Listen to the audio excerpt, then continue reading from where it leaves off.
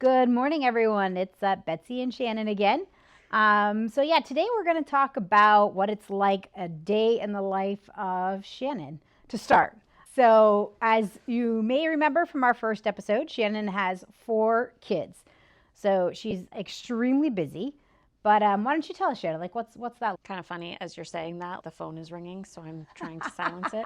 Well, it's a little bit different right now because my oldest, like I said, is 20. So now he is not part of my everyday routine, and he actually just recently has moved out. So I'm not actually even feeding him or doing his laundry that I'm aware of. I think he might He's come still back. sneaking it in. Yeah, I think he might come back and steal stuff out of the pantry once in a while. But yeah, typically though, we have the 4 kids. So 3 of them are still in school. 2 are at the high school.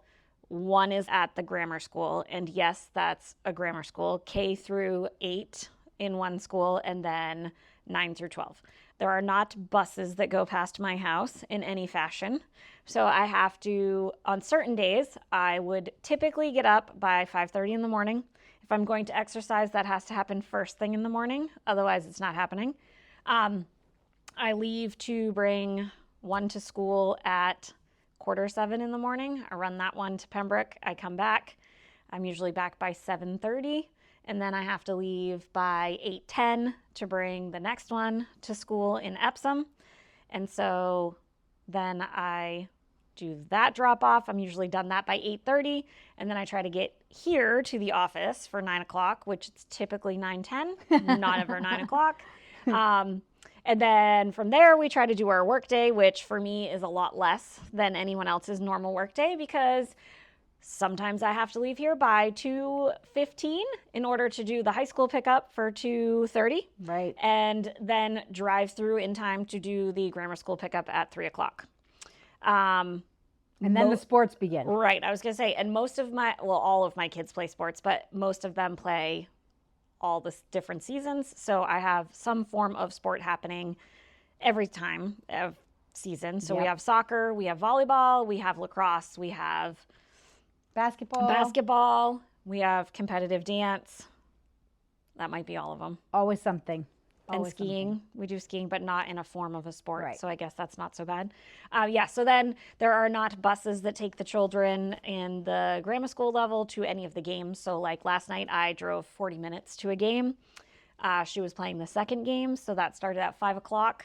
So even though I picked her up at 3:10, I had to have her there by 4:10. It was 40 minutes away, and then her game started at 5. So by the time we got home, it was 7 o'clock. And then you get to make supper. Yeah. And I had to laundry. make dinner and do laundry and start all over again. So we were kind of talking this morning of how like sometimes that can just be so overwhelming. And when you're in the moment of it, sometimes it's hard to appreciate that you actually get to do this every day for your kids. Correct. Especially when you maybe feel not overly appreciated by your kids because they just don't know how to do that yet. But I can speak from experience that when you become an empty nester, you will definitely look back and be like, oh gosh, I wish those dirty dishes were definitely still on the counter. You know, a lot of our friends when they were becoming empty nesters were looking forward to that.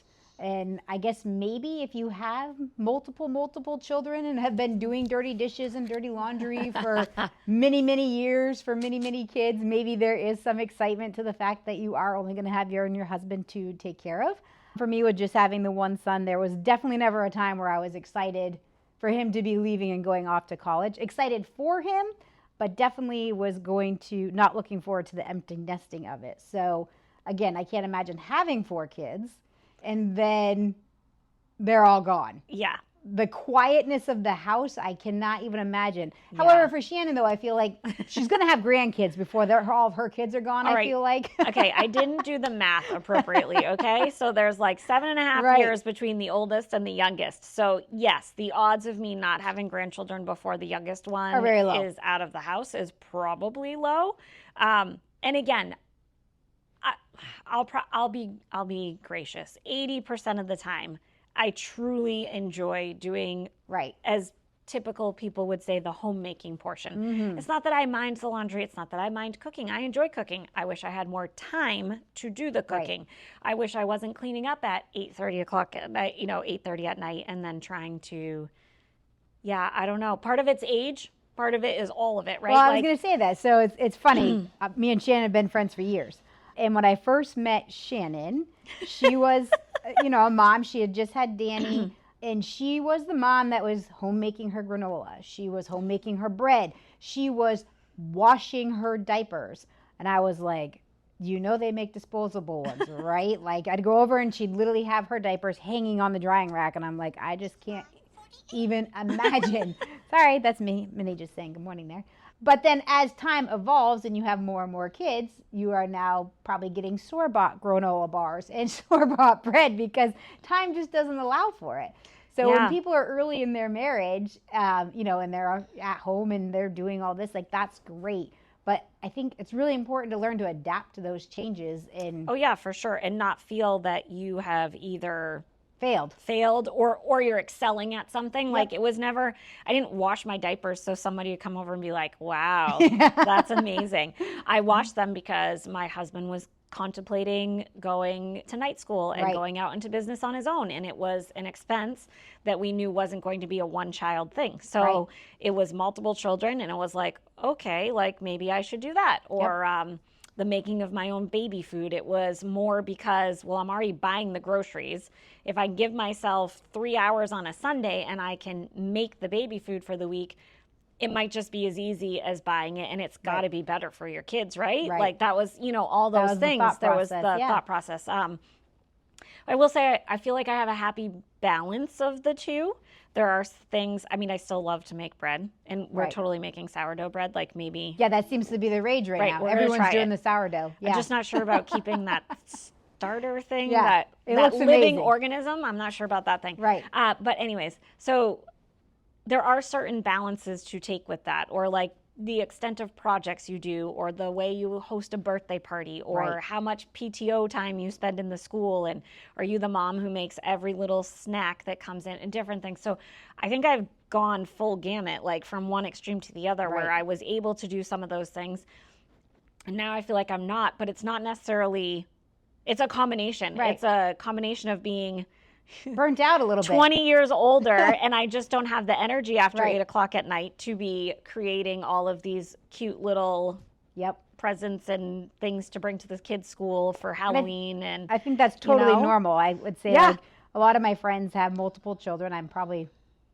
might be the only one that only had just one. But I feel like you see that, like every kid, you see it's a little bit gradually less. Not do you love them any less. No, but just sometimes morphs. You just can't quite give it 100%. I shouldn't even say 100%. You can't do all those things because now you're dividing your attention against so many. And again, it doesn't mean that you love them any less. Doesn't mean that you're doing any less. But sometimes instead of that homemade little Valentine, you are buying a box at Target and just filling those out. Because that allowed you to go to 2 other games where your kids didn't have to sit not knowing where their parents were to cheer them on because you bought the box of Valentine. So no harm, no foul. Right. It is what it is. But yeah, sometimes it can be overwhelming. Sometimes it can be daunting. And I am trying to remember that there won't be any dishes or laundry to clean up after. However, sometimes when you walk into the house and you're like, oh, someone made a quesadilla, someone had ice cream, someone made chocolate milk. Definitely no one emptied the trash can except for the dog. You're thinking like, what is happening in here? What is happening? What is actually happening? So, yeah, I don't know. Sometimes then I just look around and go, it'll all be here tomorrow. That's right. And sometimes that's what you have to do. Climb up on the couch. And relax. Recharge. That's about it. Start for the next day. Yep, start new. So, it'd be interesting. We're eventually going to start interviewing some people and hearing about others. Shannon's mother-in-law might be one that we interview. She is a Mimi of 16, 17. I want to say 16. With I could be wrong. great-grandchildren now. 4 great-grandchildren. Yes. So yeah, and she has got it nailed. She is a very active participant in all of her grandchildren's life. So, but yeah, we're gonna have some cool guest stars coming up in the next month or so. So stay tuned. Give us a like and a follow, and make it today great. Yeah, make sure you're checking us out at Work, Wife, Mom, Repeat.